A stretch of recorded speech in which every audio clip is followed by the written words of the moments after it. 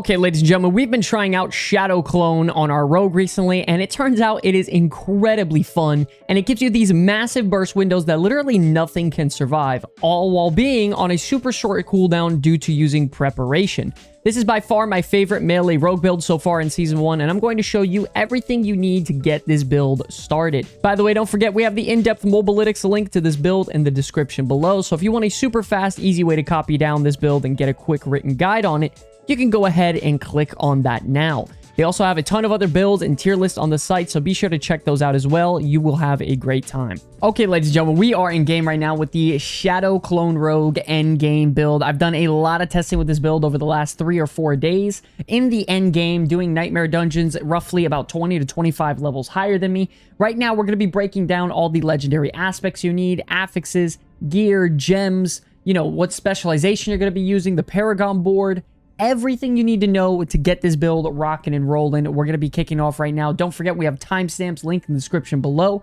And we also have the mobalytics link for all of you out there who would like a written guide instead. Go check out that mobalytics link. Okay, let's kick things off right now with probably one of the most important things you need is going to be the Stolen Vigor legendary aspect. This is absolutely insane for whether it be leveling up or pushing nightmare dungeons as high as you can. Each stack of momentum heals you for a certain amount of life per second, and in my case it's about roughly 1,000 health per second, which is pretty good considering the fact that I have 6.7k health. Remember, when it comes to your headpiece, your chest, your pants, and your amulet, you want some sort of defensive stats on there so you're able to take a hit. If you can't take a hit, you're gonna get one-shotted and you're going to be out of there. For example, we have maximum life, life on kill, and then we also have cooldown reductions to try to, bring back our cooldowns a little bit faster. I wish I could swap out that lucky hit chance with the barrier thing, but we got to live with what we got. Moving on to our chest piece. Obviously, we have might on there. 20% damage reduction after we use a basic skill is very, very strong. Once again, we have damage reduction as well as total armor, max life,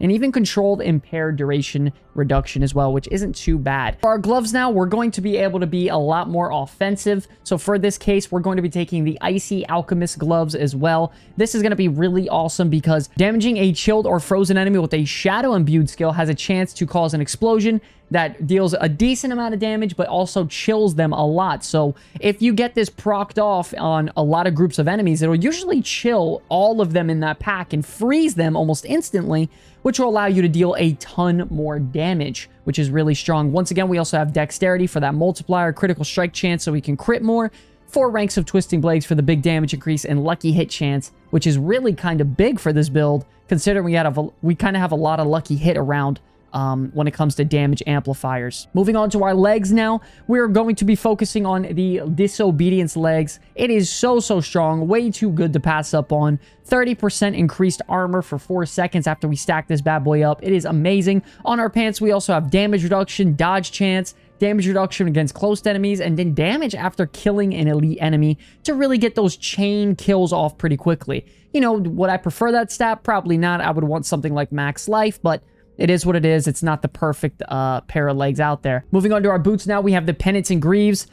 Pretty good movement speed here, and I love the evade granting movement speed. I've always preferred that one. And the chill, which chills enemies, it actually applies crowd control on them, which allows us to, get our amplifiers and damage multipliers out there when it comes to, using something like our control glyph right here. 88% damage to enemies who are crowd controlled, and then another 10% if they're chilled. So, there's other things out there, but that's just one of them. So Pennants and Greaves, very, very solid. If not, I would use maybe boots that give you the additional charge to the Shadow Step, or a couple other ones we have linked on screen here. For our two-handed weapon, I've done a ton of testing for this, and I do strongly believe that Twisting Blades should go on your two-handed crossbow. Once again, we're going crossbow for the guaranteed vulnerable damage increase. Damage to close enemies, vulnerable damage, critical strike damage, dexterity, all really good stuff. On our neck piece, we do have accelerating, the 29% attack speed increase when we critically strike with a core skill. It's really good. We have healing receive to increase the amount from our potions, as well as our headpiece with the momentum. And then we have damage reduction from close, cooldown reduction, energy cost reduction. Generally, a really good neck piece. I would really love some passive bonuses in there, maybe like bonuses to weapon mastery.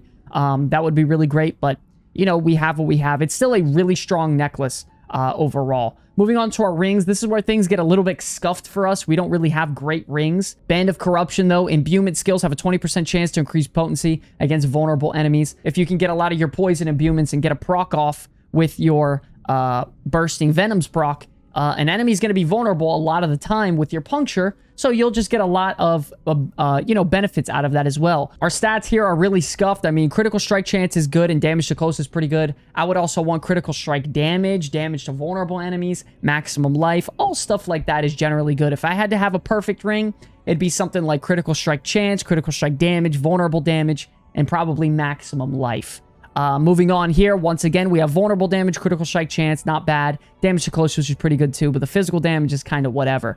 And we're going to be rocking the Vengeful Loop. Making an enemy vulnerable has a chance to grant us a stacking 3% increased critical strike chance for 3 seconds, which is pretty good.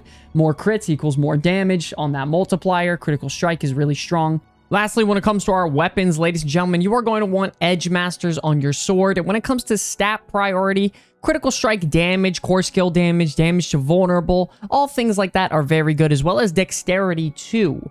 For our last weapon, we have the Bursting Venoms. This is insane. This absolutely boosts your damage through the roof. It allows you to spam poison imbuement and is just way too powerful to pass up on. Once again, we got critical strike damage, damage to close enemies, core skill damage, dexterity, damage to vulnerable. All those sorts of stats are going to be great on your weapons. And then going over the Malignant Hearts now, we have the Revenge Malignant Heart right here, which is, you suppress some of the incoming damage that's coming in, and then you explode it once you use a Subterfuge skill, which is very strong as well. It's just a passive damage reduction increase. It's just overall a really good one. I would highly recommend it. And another Malignant Heart that really skyrocketed my damage is this heart right here, which is you gain 76% increased critical strike damage, but your non-crits deal less damage. Overall, this is nuts. We have so much crit stacking in this build, and if you get a lot of the things amplified and you understand how to make it work, right now I have 32% chance. It can get out of control. I could be at 50, 60% chance if I have everything up and running and I'm hitting a target where they're knocked down and I got everything rocking and rolling. So when it comes to critical striking, we're critting a lot more than we actually don't crit. So we're getting a ton of value out of this. And then moving on to our last one is going to be the Triple Imbuement Wrathful Heart. Obviously, it's super strong. I haven't tested out the Barber. I don't want to use the Barber. I think it might get nerfed. Or tuned up or something. I think it's incredibly strong and it might get tuned up, but overall I really like the Wrathful for the triple imbuement on our attacks, which then could apply to our Twisting Blades, Blade Dancers all around us. Overall, super strong stuff. For our specialization, I think it's very important to note that we do use preparation as we're killing elites and regular monsters, but then when a boss fight comes, we swap on over to Inner Sight because we actually don't need preparation. The fight's going to end in maybe 15-20 seconds, so Inner Sight is definitely the way to go. But use preparation on minions and elites monsters. I've done a lot of testing. If you want to just go brain dead monkey mode, just go Inner Sight, man. You'll be fine. But I like to have my ultimate skill probably on like an 8 to 10 second cooldown-ish when I use preparation, so that's a really cool. And I'm just constantly spamming my ultimate, which is really great. Moving on now to our skill tree, just to quickly break this bad boy down. We're going to be taking Puncture with the vulnerability. Of course, it's very strong. Definitely better than any of the other options out there. Twisting Blades, 5 out of 5 with the Daze on Twisting Blades, so we could daze enemies and we're able to attack freely. We're going to take 3 out of 3 in Sturdy. I don't really like the Siphoning Strikes, to be honest. I think it can be really good with Twisting Blades, but I do have points invested other places to increase my damage and other things, and as well as energy regeneration since we're not using an energy ring aspect, so I am going to have to pass on that. We're going to take Shadow Step with the stun on our Shadow Steps, so when we focus on high priority targets, we can, open up with a Shadow Step if we need to, and then just full-blown kill them, and they don't even have time to react. 3 out of 3 Weapon Mastery, of course.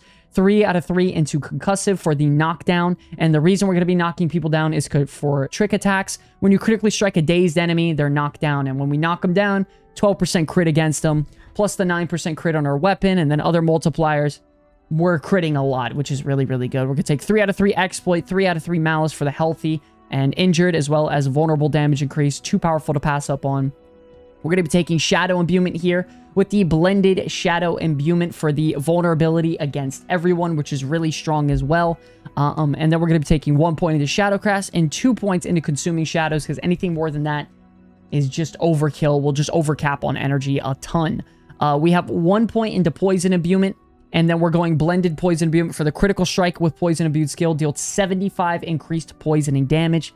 This is the one thing I'm a little bit kind of confused on what I should do. I've done testing, but it's very hard to fix it in there. If you want to try it out, you can go for it.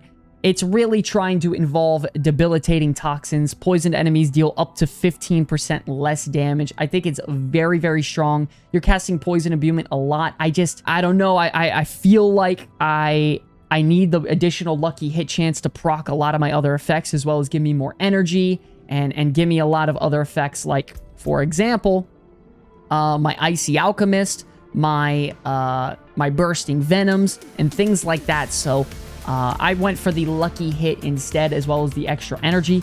But if you're really struggling and getting destroyed, I'm pushing Nightmare Dungeons roughly 20 to 25 levels higher than me. I mean, if you're trying to do anything higher than that, I mean, I guess taking debilitating toxins and taking it a lot slower will be the way to go.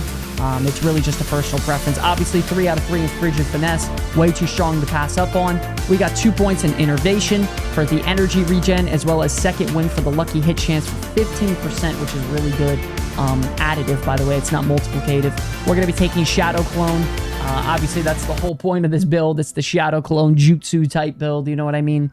And getting those Shadow Clones up and off of cooldown constantly. Aftermath, so when we use Shadow Clone, we instantly get to full energy, and all of our skills are reset because of preparation here at the bottom. Using an ultimate skill resets the cooldown of your other abilities, so pretty much when I use Shadow Clone, I am completely reset, locked and loaded, ready to go to deal insane damage on elites. I'm also unstoppable. I deal 20% additional damage with my Shadow Clone. We're dealing a ton of damage when this is locked and loaded, ready to go. So that's really good. We're going to take 1 point into Adrenaline Rush, and then 3 out of 3 Haste. It's really strong. Don't really want to pass up onto it. And then, of course, last but not least is Momentum. The damage reduction, energy regeneration, movement speed, all too powerful to pass up on. We literally have this up 24/7, healing us, damage reduction, just an overall very strong combat buff. If I had the legendary aspect for Victimize, I would at least try it. I haven't been able to even try it. I didn't even get the legendary aspect. I think it heals you when it explodes, which might be kind of good, by the way. I don't know. I would love to just at least test it out, but I don't have the legendary aspect, so I can't even do that. But moving on to our Paragon board now. I don't want to take up too much of your time. We're going to start up, go off to the right here, grab the increased damage, and we're going to socket in the combat glyph. This deals 7.5% increased critical strike damage for each 5 intelligence around the area. Critical strike damage is amazing because it is a multiplier, and it's just one of those stats that you need to start stacking. That, vulnerability, your primary stat, whether it be dexterity, willpower, whatever your class is. Very, very strong stuff. So that's something we're going to need. And then it also gives 12% energy cost reduction on our Twisting Blades when we critically strike with it, which is going to be very often, which allows us to really spam Twisting Blades. We're going to grab Skillful, all the damage nodes here, and we're going to move up now to the No Witnesses board. Your ultimate skills deal 30% increased damage and grant you 10% increased damage for 20 seconds. Super, super strong for our Shadow Clone Jutsu windows. We're going to be socketing in Control for the 88% damage increase to crowd-controlled enemies, which is, you know, enemies that are dazed, enemies that are knocked down, enemies that are chilled, enemies that are frozen, you know, all this. So it all comes in together and multiplies, and we really don't stack crowd control too much, so enemies don't get unstoppable too easy. So we get a lot of value out of this. We're going to grab these nodes right here, the rare node, the node right here, Ruin, No Witnesses on the legendary board as well, and then we're going to get the heck off of this board because I don't want to waste too much points. Nothing else here is really too valuable. So we're going to get off of here, and we're going to move actually to the Tricks of the Trade board. And with our glyph, we're actually going to have Exploit on there. I'm not getting a ton of value out of this at all yet. It's still a very low level. I think it's a level 10, so it's not even level 15 yet. You're not even using it for the automatic vulnerability on enemies. The multiplier is just so strong, you can't really pass up on it. We're going to go to the bottom here, grab our Havoc, as well as Focused, and then we're going to grab our Tricks of the Trade as well, as finally, and we're going to grab Brawler for the damage to close, and then damage reduction as well, and then you want to get the heck off of this board. After this board, honestly, I would maybe consider going into Eldritch Bounty for the, you know, poison and shadow damage increase, as well as the Cheap Shot board. Both of those are really, really strong boards. Overall, very, very good stuff. I'm not there yet. I am level 83, so I'm not even there. That's something you guys are going to have to test out yourself. But okay, ladies and gentlemen, that is going to be the legendary aspects and everything you need to know to get this build up and running. If you want to check it out, go to the Mobalytics link below. You literally get A to Z breakdown. Very, very easy, simple, and save yourself a bunch of time if you want to do that. Now, let's go through a gameplay showcase and break down how we do it. Okay, ladies and gentlemen, we are in game right now with our Shadow Clone Jutsu Endgame Rogue Twisting Blades build, man. This one's really, really cool. Before you start any super difficult nightmare dungeon encounter, make sure you pop that potion for whatever situation you're in to really get that combat advantage, man. It is really a big help. When it comes to the rotation of this build, I would say start off with your Poison Imbuement, applying your Puncture, going to town with your Twisting Blades, and then when everyone's poisoned up, Shadow Imbuement, and they should just explode like flies. When it comes to, you know, a big elite packs, you throw in your Shadow Clone in that sort of window anytime between there, and you're crushing people, dude. You'll knock down elites in a matter of seconds. Let's see if we can make it happen today. We're just gonna go on this guy and literally just keep him CC'd forever, and he actually can't even react. If it's ever 1 or 2 elites, you'll just annihilate them. You want to make sure also that you spread your Twisting Blades days on the enemies as much as you can on the elites so they can't attack back. As you can see, I'm spreading my dazes everywhere and they literally can't fight me back. It's a very, very important thing to spread your Twisting Blade daze effect. It is so, so strong. You don't want to miss out on that at all. Even we pop our Shadow Clone here, and he's going to absolute work on this guy, annihilating him in just a matter of a couple seconds. Gonna pop our Shadow Imbuement, stun, and get rid of all those guys. Keep him dazed. He can't even do nothing about it. And I'm going about my day. Very straightforward build. Nothing too difficult at all. Our cooldown on our Shadow Clone is coming up practically instantly. We have it up 24/7. Gonna activate our abilities here. Go back on these guys. Keep them both dazed if we can. Stun them a bunch. And we're just spamming our Poison Imbuement, as you can see with that Bursting Venoms. And everyone is just getting melted. They are about, I think, 16 or 17 levels higher, which isn't anything too crazy. But just to show you an example on this video while I'm commentating, breaking it down, I've done up to a level 25 level higher than me. I'm sure you saw in the intro. Anything past that, I'm not doing. I don't really see the point, really, at this level. Unless I'm level 100. But we're overall, this is such a strong build, man. We got our enemies right here, popping our Shadow Clone, and everyone just seems to die, dude, once we pop that Shadow Clone. That is really just such fun go window to activate. I love using the Shadow Clone. It is so fun. As you can see, the Icy Alchemist legendary aspect is going to work, freezing everyone up as well. The second we pop our Shadow Imbuement, as you can see here, it'll cause little mini explosions, and they chill people almost instantly. It is super, super effective for freezing and CCing enemies. We have a lot of enemies right here. It might get kind of sketchy. We're going to make sure we're unstoppable with our Shadow Clone so no one can CC us. It's so good. Icy Alchemist works as almost like 2 imbuments in a way. It almost feels like I'm using Cold and Shadow Imbuement at once, because the second I pop Shadow Imbuement, everyone gets frozen around me. It's really, really cool. Looks like we gotta wrap up the dungeon right here. Going to just AoE these guys down, and then we're going to do our final pull here on this guy. Pop our Shadow Imbuement, and absolutely just, you know, annihilate everyone in sight. That was a tier 46, not too bad. Overall, really good, man. It's a super fun build. You're pretty tanky overall. I'm only getting one-shotted if there's like 3, 4, 5, 6 static Lance Elites. Overall, I'm super tanky. Everyone's CC'd constantly. It's super fun. It's engaging. I'm spamming cooldowns constantly. And then once that Shadow Clone comes up, woo-wee, everyone pretty much just dies, man. I absolutely love the build. It's a very, very fun time trying this one out. Working on it for the past 3 days for you all. I really hope you guys enjoy. Don't forget, check out that Mobalytics link in the description below. You literally get everything A to Z super fast. Don't waste your time. Get on over to that link, man. I appreciate all love and support. My name's Scott from the Comeback Kids. I will see you all in the next one. Peace.